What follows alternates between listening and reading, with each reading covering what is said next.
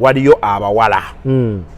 For them they link up. Not for business, just to look beautiful. Ogendo wulira yatuta omusajja wange yakoze bad nomubuuza, why do you bring your man around nga bano we bali oli naleeta mukwano gwe waka naga me have gone to work, you're sleeping over, me have gone to work, I'll see you bombozi okukagenda namulekawo ne bamujjamu nanyiiga.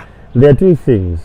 Women, I think it's within their nature okumeeting nga abakyala ndeisha, and that is their venting mechanism. That's why abasajja kitukaluubirira nnyo to open up when we are having challenges, but women vent it out. Okumeetinga kwabwe tekyandibadde kibi. The problem is that they share so much information. Abantu tulina okubeera nabo, and they should know information on a need to know basis. Si kumala gabuulira muntu buli kimu. Now I think that's where they endanger themselves. Into basisinkana boogera byonna luwe nakubira essimu munaye kasuku yali yankoze bwati yakunange bannange Sophie wonaze onsanze nyumiza ono, they will go back again ne bakiddamu. You understand? Musajja wange ali bwati information gye bata ekozesebwa against them. So here they be friends. Naye abamu baddayo ne bafuna kali akasensa akalala. Agambye omusajja alina ssente. Agambye omusajja tamalaako. Kati ye n'atula wansi n'agamba nti nze ndi mwavu, ndi munaku. Omusajja amalako mwagaza ki ng'owa Sophie waali alina ssente? I think abakazi kye balina okumanya nti every woman who is your friend, be it your sister, they are just one step away from taking your man. Naturally, men are hunters. We are sexual beings as men. Naturally, men are sexual beings. Gendo kisomeko jja kitegera temwagala soma. Obudde ogenda obisome. And buli mukazi yenna aliraana omusajja yenna, as long as nti omusajja agwa mu frame ye ng'omukyala yagadde. Anytime aba asobola omutwala. It's just that olumu abantu beekomako olw'eddiini oba olwa benefit ze bafuna ku mwalo ono. Nanyini mwami nti abawala abamu bafunamu nnyo ku mwami nga bayita mu nanyini mwami, because nanyini mwami feel good nnyo. Ayagala nnyo to please. Nti bawo amugulira essimu n'amugamba ne bannagwe bawo yagulidde neno Sophie jimpe n'amugamba gikanjikuwe ajja kumpa endala, because she wants to prove that whenever something gets lost or stolen they can be replaced. Kati ye ng'akikozesa, kati bali abasigala be bafunamu Katonda ali wakati tamanyi nti bamukozesa ne bali be bafunamu.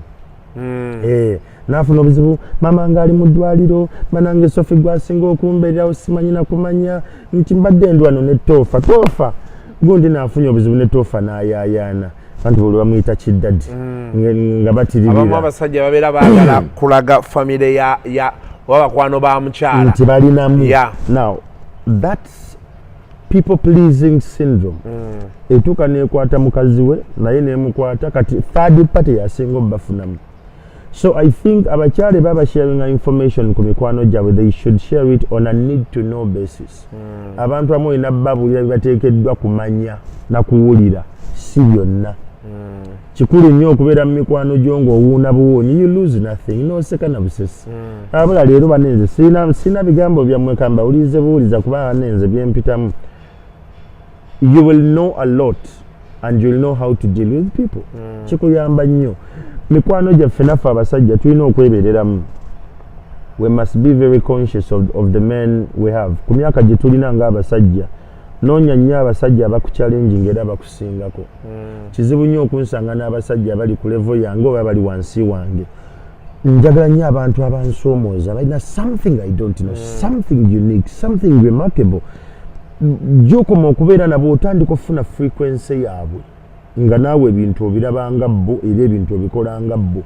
Ate waliwo abasajja abamu, for example me this year I met some guys nga tubeera awo biki kati nga baba badiscussinga, because nze nina ekintu kyentera okukola bentuuka mu bantu bendaba nti sibategedde nnyo babalina we bali ntera osirikamu. Kati ogenda olaba ng'oli akubuuza ate bw'osirika kibeera liikiriza kasukunga osirise nnyo.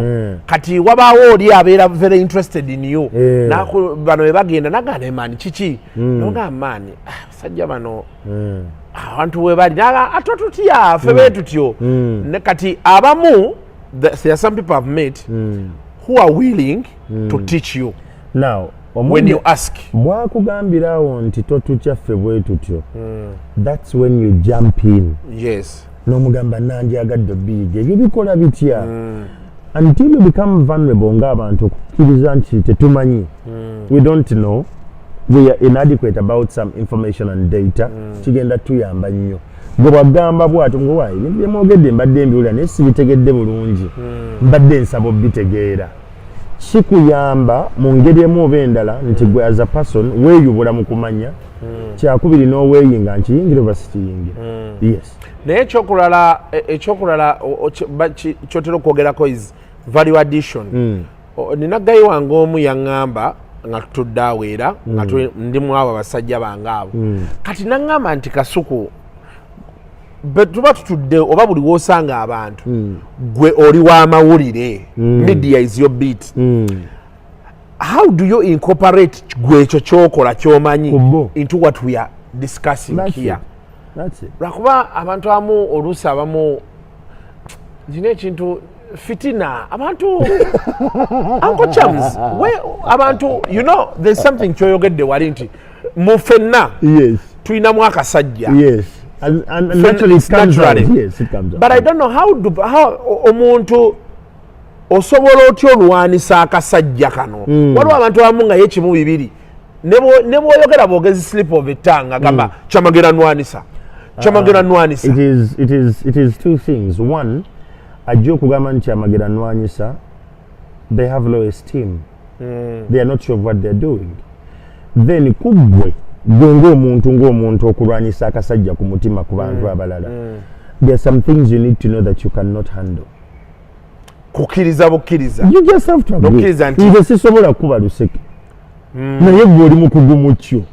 I mean, tubireka n'ogamba nti Kasuku notanyiiga nti olabye Kasuku alumbye wava munno amukubye oluseke lwa miliyoni 2 azimuwe aveewo sigenda nze zisaba notatandika nti abo abaana babeera basabiriza buli kiseera. Kasuku mukuba oluseke. Emboozi yange gyengenda onyumya ne wava munno, it's based on intellectual understanding of the business and how do I plug in, how do we make business, that's it. Nze sente zagenda zifuna mu intellectual property. Kasuku yagenda zifuna mu luseke. Ekyo kkiriza nti ekyo tokisobola.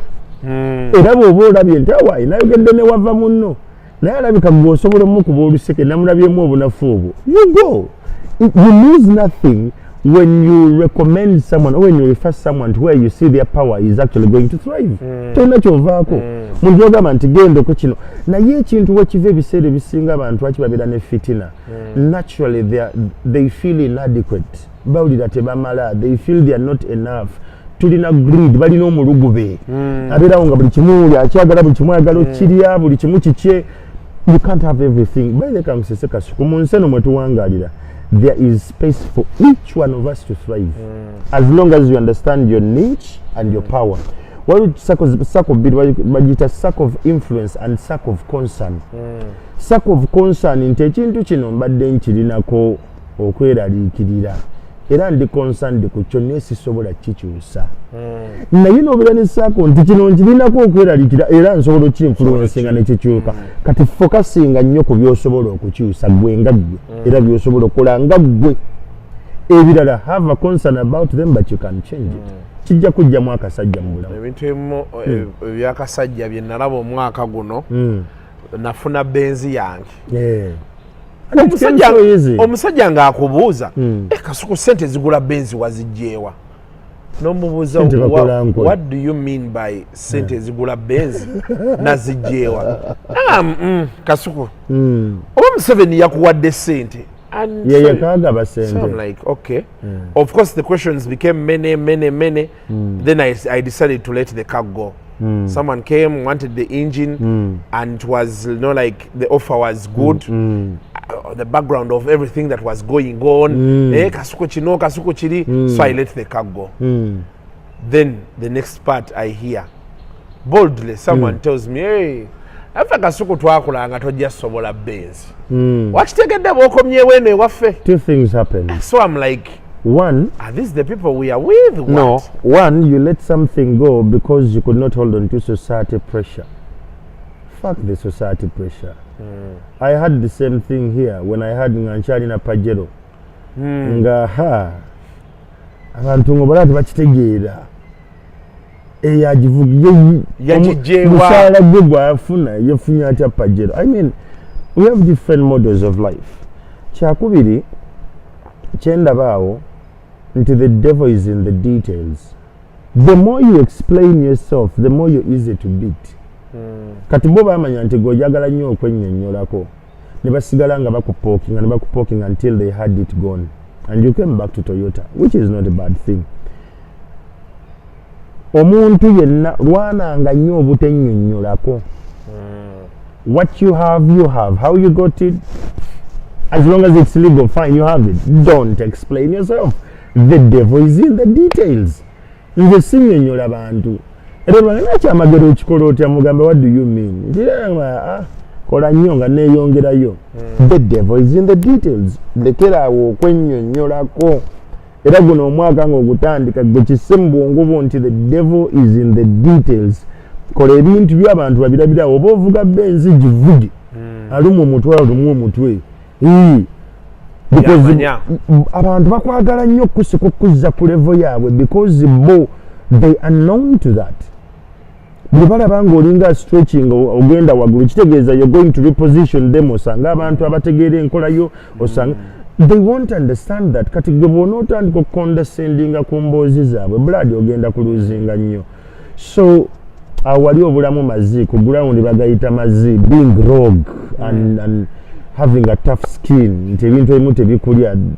You were nice. You said abantu bano banjogeredde nnyo, I don't want to lose them, mikwano gyange no go why benzi kanjireko egende.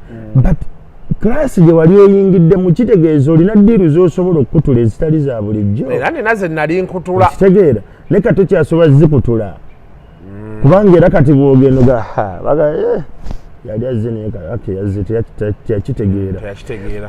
If we can get to that kind of thinking, n'otandika okugamba nti nze eno level gye ndiko, deal with it or move with me. That's it.